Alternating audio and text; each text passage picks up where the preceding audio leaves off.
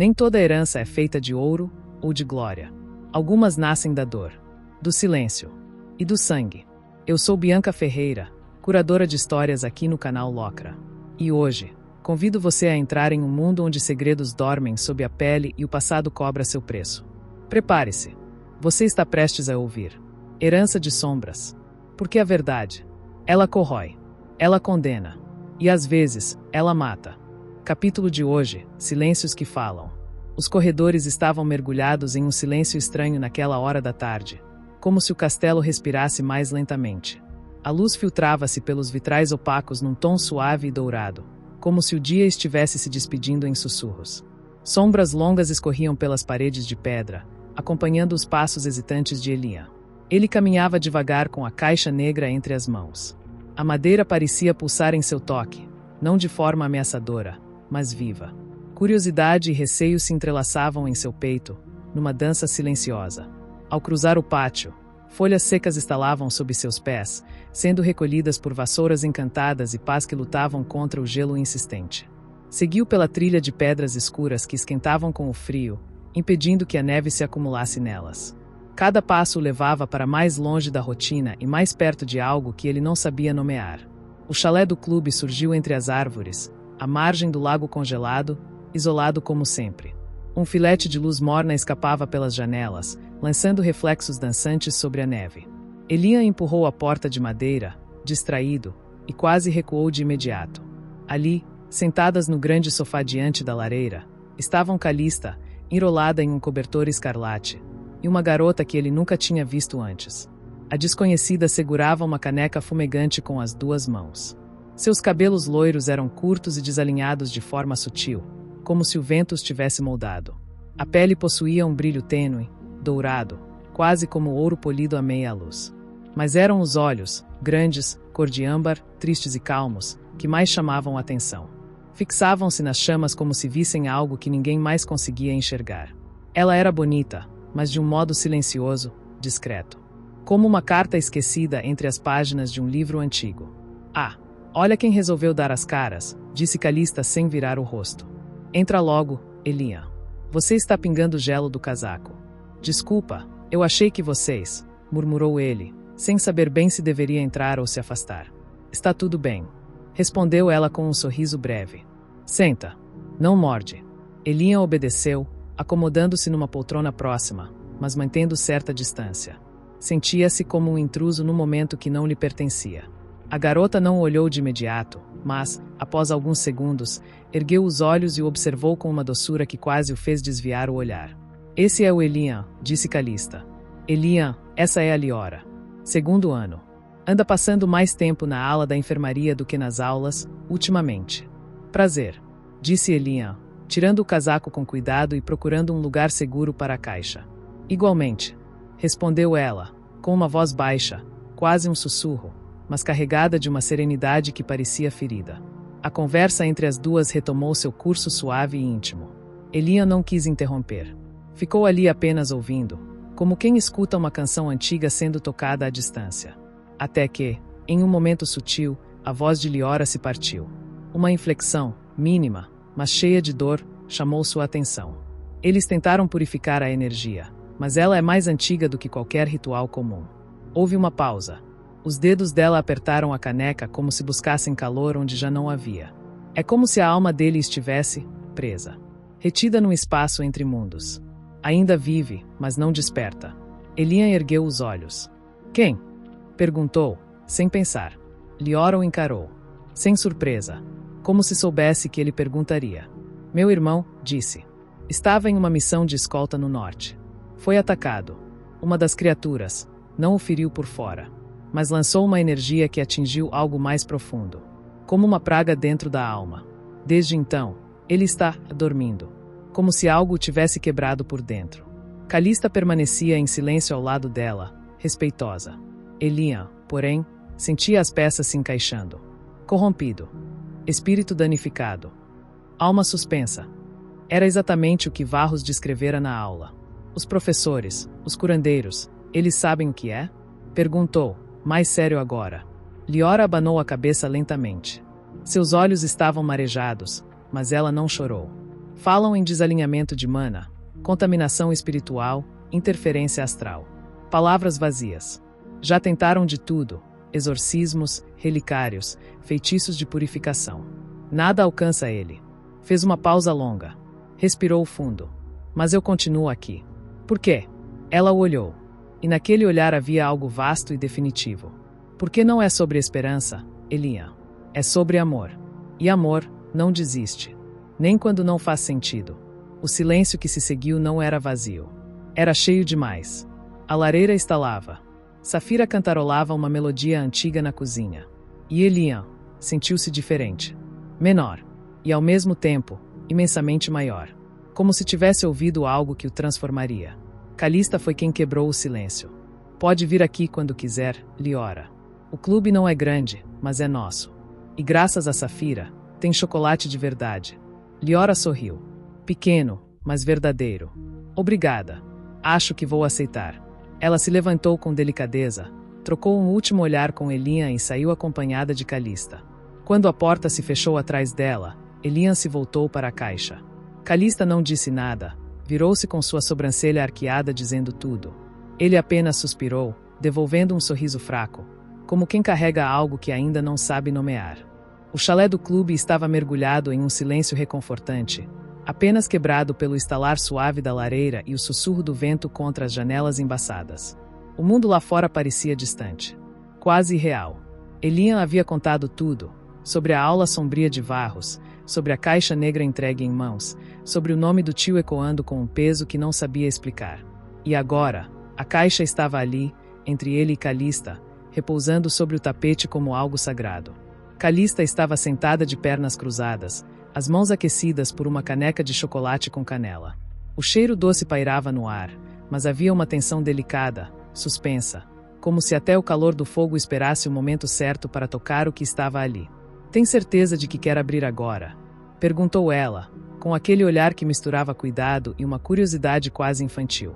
Se eu esperar mais um segundo, acho que enlouqueço. Elian forçou um sorriso, mas seus dedos tremiam quando pousaram sobre o lacre mágico da tampa. Calista não insistiu. Só se aproximou um pouco mais, o ombro encostando no dele, silenciosa e firme. Era como se dissesse: estou aqui, aconteça o que acontecer. Elian respirou fundo. Abriu a caixa. Lá dentro, dobrado com precisão quase cerimonial, estava um sobretudo negro. À primeira vista, era simples, sóbrio, mas bastava um segundo olhar para perceber que ele absorvia a luz ao redor com uma profundidade quase impossível. Era como encarar uma sombra viva, costurada com silêncio. Ele estendeu a mão e tocou o tecido. Sentiu algo quente, familiar, como o cheiro de um lugar que nunca havia visitado, mas que reconhecia. É bonito, sussurrou Calista, sem conseguir tirar os olhos dele. Muito bonito. Elian não respondeu. Algo o chamava de dentro da caixa, e então ele viu um envelope dobrado com cuidado, oculto sob as dobras do tecido. Puxou com dedos cuidadosos. O papel tinha cheiro de metal antigo e tempo esquecido. Abriu. Elian, se você está lendo isso, então o velho Varros fez uma coisa certa na vida. Milagre. Dentro desta caixa está algo que, honestamente, eu nunca achei que teria coragem de te mandar. Mas talvez esteja na hora. Esse sobretudo era da sua mãe. Ela o costurou quando ainda era aluna em Babylon. Chamava de projeto pessoal. Mas eu sabia. Era mais do que isso. Ela usou fragmentos de mana lunar, fios de arcanum selvagem e, pelo cheiro, um toque de sangue de dragão. Sim, isso mesmo. Coisa de maluca. Coisa dela. Ele me salvou. Muitas vezes. Em batalha. Em noites frias onde só a lembrança dela me mantinha de pé. E agora, talvez ele possa fazer o mesmo por você. Eu o guardei, Elian. Por anos. Porque, em algum lugar dentro de mim, eu achava que ela voltaria. Que atravessaria a porta da torre reclamando do frio e me daria um soco por ter deixado louça na pia. Mas esse dia nunca chegou. Sua mãe era o meu mundo. Não um mundo fácil ou gentil, mas o tipo de mundo que te arranca do buraco e te ensina a levantar. Ela me salvou de mim. Me protegeu dos outros Torne. Do nosso sangue. Ela era, melhor que todos nós juntos. Sinto falta dela todos os dias. Ainda ouço sua risada quando fecho os olhos por tempo demais. E às vezes, odeio o silêncio. Porque ele me lembra que ela se foi. Você não a conheceu como eu conheci, E isso é uma injustiça que o mundo nunca vai pagar. Mas se existe um jeito de você sentir quem ela era, é vestindo isso. É ouvindo os ecos dela nesse tecido. Use com orgulho, com respeito e com teimosia, como ela faria. Espero que um dia nos encontremos, moleque. Quando você for realmente você. Até lá, aguente firme. Kaelon. Elian leu. Uma vez. Depois outra. E as palavras pareciam dobrar seus ombros com o peso do que significavam. Quando tentou respirar, algo falhou. As lágrimas vieram sem pedir licença. Calista, em silêncio, tocou sua mão. Ei, sussurrou. Você tá bem? Ele assentiu, mas seus olhos brilhavam. Minha mãe, murmurou. Ela costurou isso. Com as próprias mãos. E agora, tá aqui. Comigo. Calista apertou um pouco mais sua mão. Isso não é só um presente, Elian. É, uma parte dela. Que voltou. Ele a olhou. Por um instante, não havia distância alguma. Os olhos verdes de Calista pareciam arder com o mesmo tipo de lembrança. Algo que ela também havia perdido, ou quase perdido. Às vezes, disse ele, voz rouca, eu só queria ter tido algo dela. Ou do meu pai. Qualquer coisa. Uma carta. Uma palavra. Mas tudo foi arrancado tão rápido. E agora você tem. Disse ela com ternura. Talvez não tudo. Mas algo. E às vezes, algo é mais que suficiente. Elian riu. Ou tentou. Saiu como um suspiro trêmulo. Você é péssima com conselhos sentimentais. E você é péssimo em aceitar carinho. Ela empurrou o ombro dele com leveza. Eles sorriram, mais por alívio do que por alegria. Aquilo era o que os mantinha de pé. Elian voltou o olhar para o sobretudo sobre seu colo. Deslizou os dedos pelo forro e viu as letras bordadas, discretas, escondidas no colarinho, Curo. Eu vou usá-lo. Não só porque protege, mas porque ela fez. Disse, já se levantando. O tecido pareceu moldar-se a ele como se esperasse aquele momento há muito tempo. Combina com você.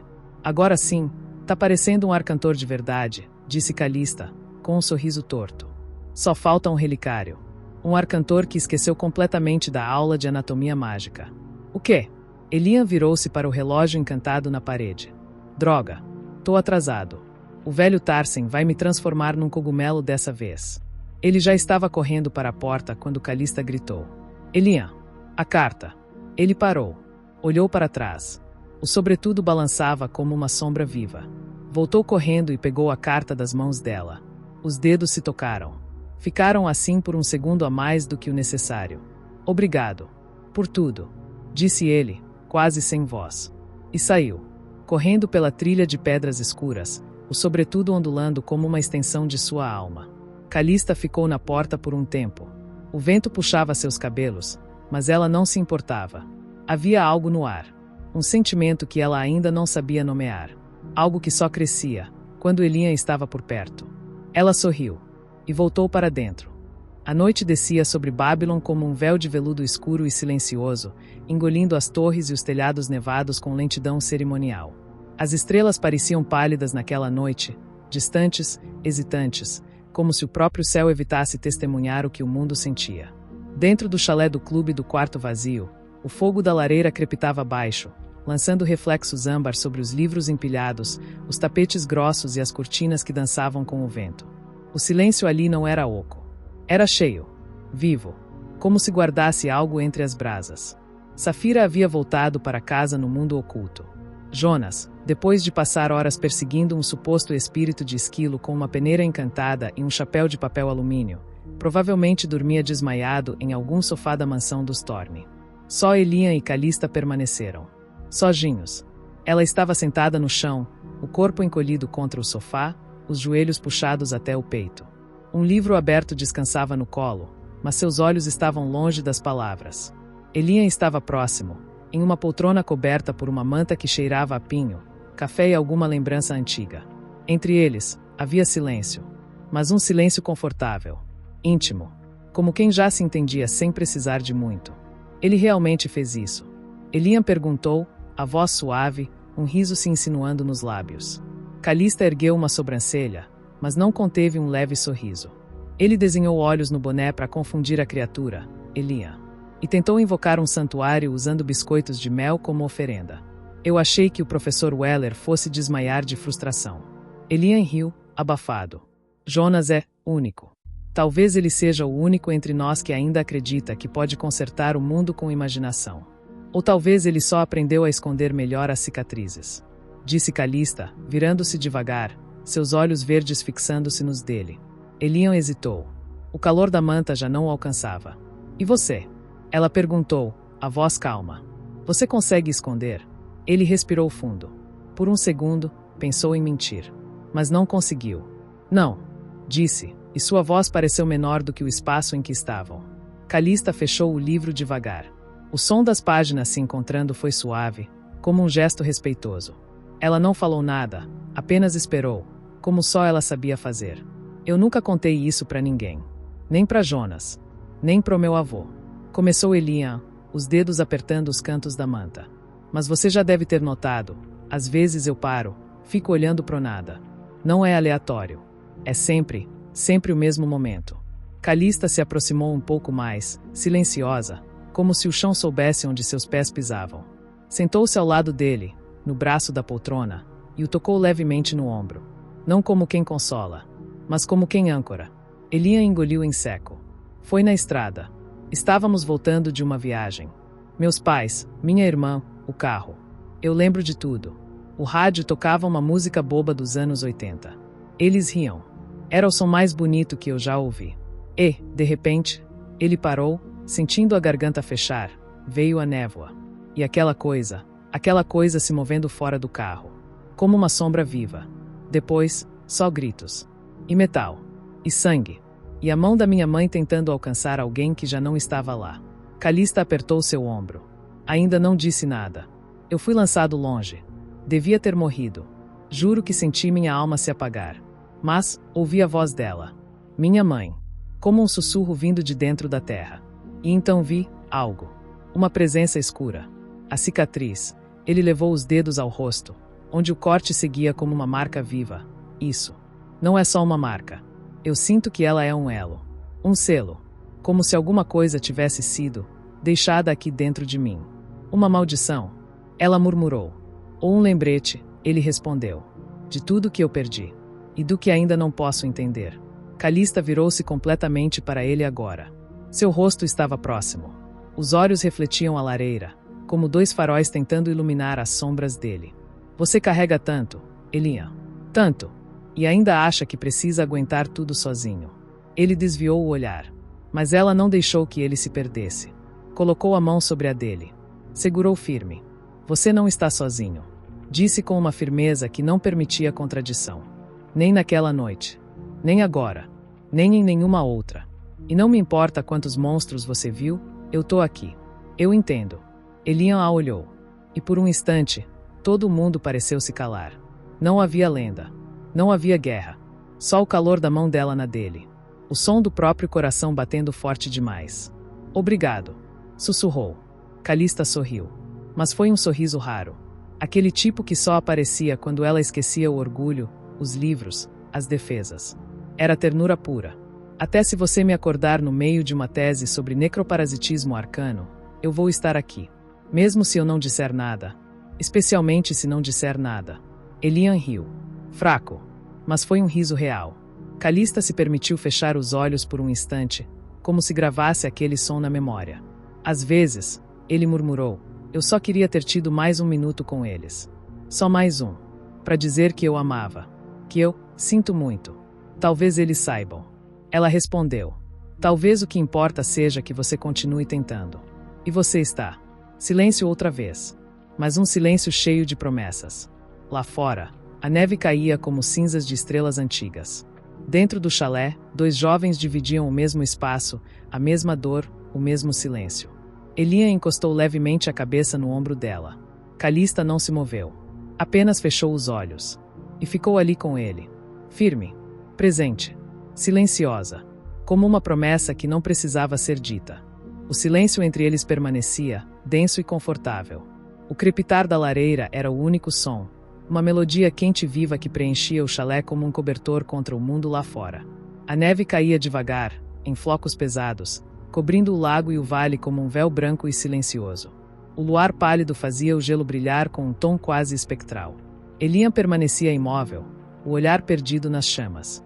As fagulhas refletiam nos olhos cinzentos dele, tão calmos por fora e tão tumultuados por dentro. Calista ainda estava ao seu lado, os dedos se movendo devagar entre os fios de seu cabelo, distraída, quase sem perceber que o tocava. Os olhos dela estavam fechados, mas havia tensão em sua respiração. Elian, chamou enfim, com a voz baixa, firme como sempre. Você confia em mim? Ele se endireitou, surpreendido pela pergunta. Os olhos encontraram os dela. Cinza e verde. O momento se estendeu entre os dois, como uma ponte invisível. Mais do que em qualquer pessoa. Respondeu sem hesitar, e a resposta pareceu pesar no ar. Calista assentiu devagar, mas não sorriu. Havia algo em seu semblante que Elian não via com frequência. Um receio que não era medo, mas convicção diante do inevitável. Ela se levantou, cruzou o espaço até a lareira e parou diante dela, os braços cruzados, o rosto iluminado pelo fogo como uma pintura trágica. Eu descobri mais sobre Samael. Elian inclinou-se para a frente, atento. Pensei que já soubéssemos tudo o que havia para saber. Ela balançou a cabeça. Os dedos inquietos roçavam os próprios lábios. Sabíamos a superfície. O nome. O eco da lenda. Mas não o que está debaixo disso. A sombra das chamas dançava nos olhos dela. Os relatos antigos chamam Samael de o que nunca foi inteiro. Acreditavam que ele era um mago, sim, um dos mais poderosos da Era de Ouro. Mas o que poucos sabem é que ele ultrapassou os limites da alma. Ele desfez a própria essência. Transmutou seu corpo em depósitos de poder, como âncoras. Fragmentos vivos. Ela respirou fundo antes de continuar. Os textos não são claros. Alguns falam de 7 pedaços. Outros, de 20. Mas todos concordam em uma coisa: cada fragmento carrega uma parte real dele. Pensamentos, emoções, vontades. Como se pedaços dele ainda estivessem acordados. E esperando. Elian franziu a testa. O frio que sentia agora não vinha do inverno. Esperando para quê? Para se reunir. Calista respondeu, sem hesitar. E se isso acontecer, ele não volta como era. Volta pior. Volta, deformado. Ampliado. Alimentado por tudo que absorveu nesses 1000 anos. Pelo sangue. Pelos rituais. Pelos que o buscaram. E pelos que ainda vão buscá-lo. Elian se jogou para trás na poltrona, o olhar preso no teto como se o peso das palavras dela precisasse de espaço para se acomodar. E há mesmo gente atrás disso? Já está acontecendo, respondeu. Tem pessoas, facções inteiras, rastreando os fragmentos. Algumas querem trazê-lo de volta. Outras querem usar os pedaços para si. Tomar o poder. Se fundir com ele. Controlar o caos. Ou pior, libertá-lo completamente sem entender o que estão acordando. Ela se virou, enfim, e o encarou. No começo eu achava que eram só desaparecimentos. Alunos sumindo, rituais mal feitos, coisas estranhas no norte. Mas agora, é maior. É mais antigo. E nós, ela hesitou. Nós já estamos no meio disso tudo. Desde o primeiro dia. Elian passou as mãos pelo rosto. E ainda nem achamos a entrada da cidade submersa. Eu sei. Ela se aproximou novamente, sentando-se à frente dele. O rosto mais suave agora, mas os olhos ainda atentos. Um alívio melancólico passava por ela quando o via ali. Vivo. Apesar de tudo. Vou para casa hoje. Só por alguns dias. Murmurou. Mas enquanto eu estiver fora, tenta não se perder. E, se puder, procure mais sobre a cidade. As ruínas, os símbolos. Eu deixei algumas anotações por aqui. E, ela riu, breve e forçado. Por favor, não passem o dia inteiro jogando maldição reversa ou comendo biscoito de chocolate. Sem promessas. Respondeu ele, erguendo as mãos. Sabe como a gente é quando não tem ninguém mandando. Ela sorriu. Mas havia algo nos olhos dela, uma ternura que escondia mais do que mostrava. O tipo de sorriso que durava pouco, mas deixava marca. Por isso que eu volto logo. Ficaram em silêncio mais uma vez. O fogo estalava. A neve continuava caindo. E lá fora, em algum lugar do mundo, um fragmento de algo antigo pulsava. Não havia como vê-lo, nem como nomeá-lo. Mas a sensação era real, uma pressão no ar. Como se as sombras do mundo estivessem respirando mais alto. Acordando devagar. A neve cobria os degraus da entrada principal de Babylon como uma colcha silenciosa.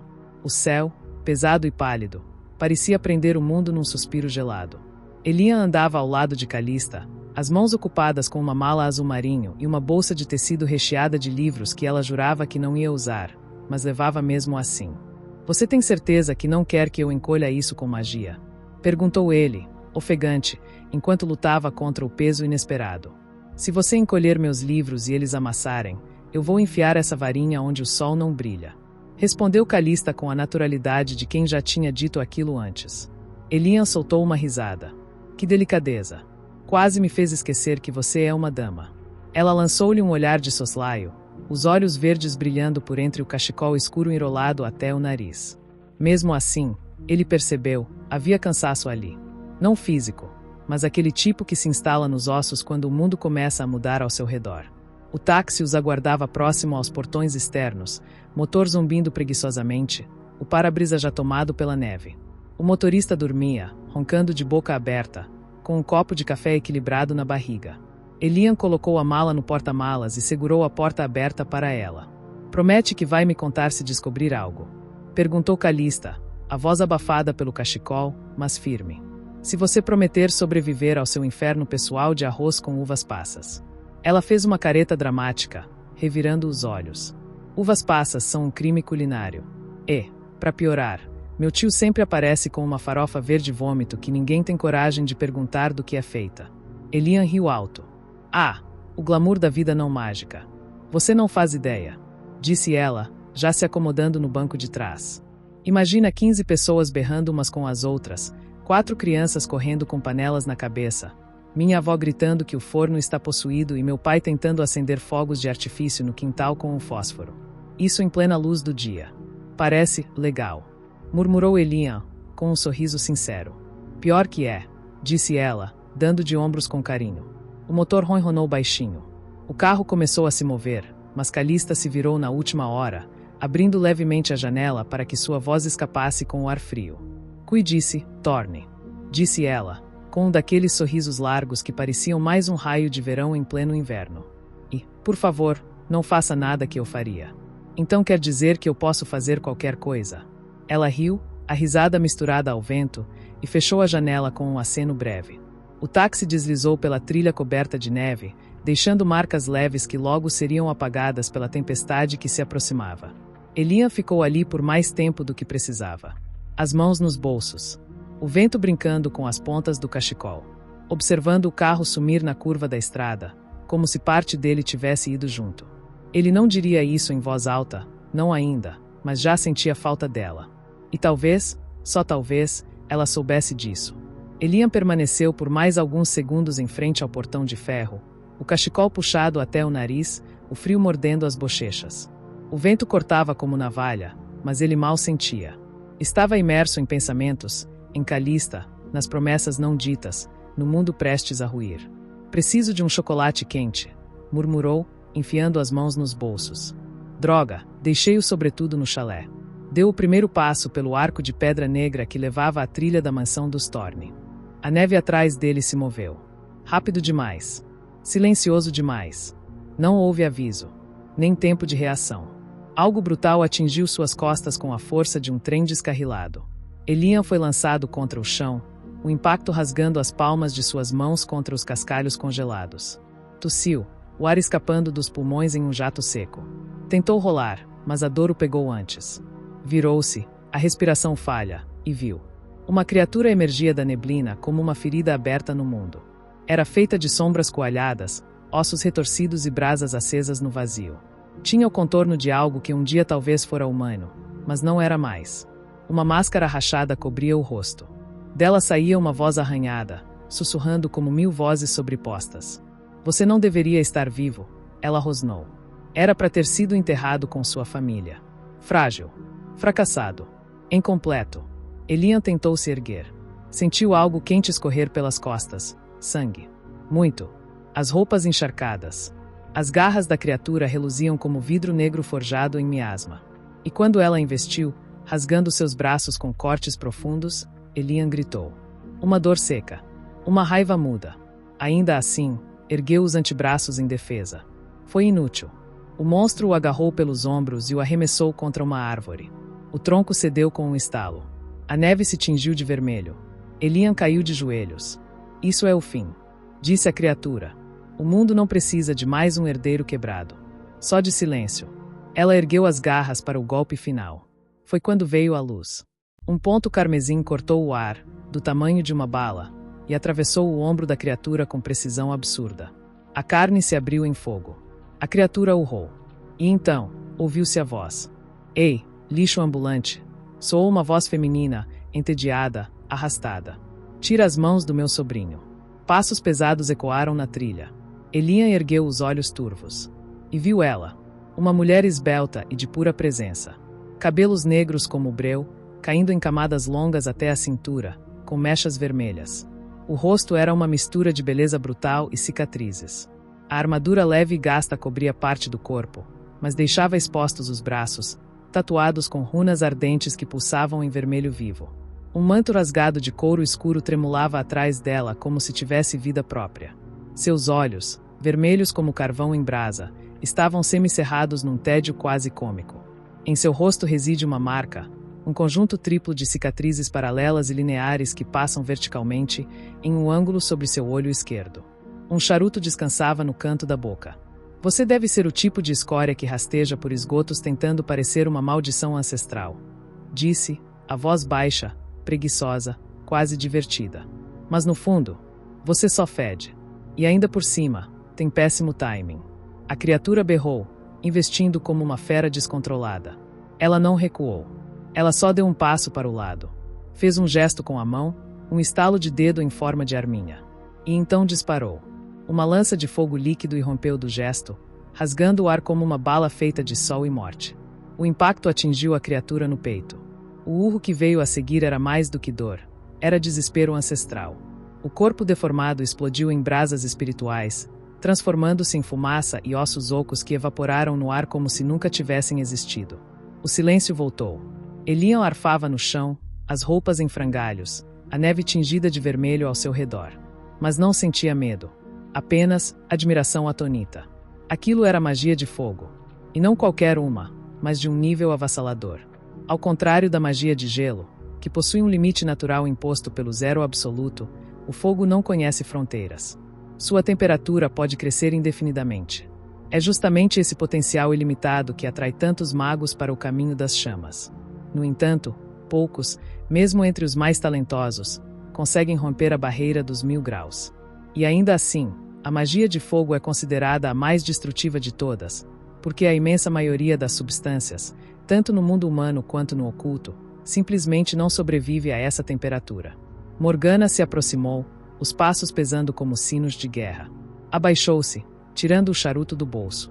Acendeu com a ponta do dedo, uma chama nascida de um estalar casual. Tragou.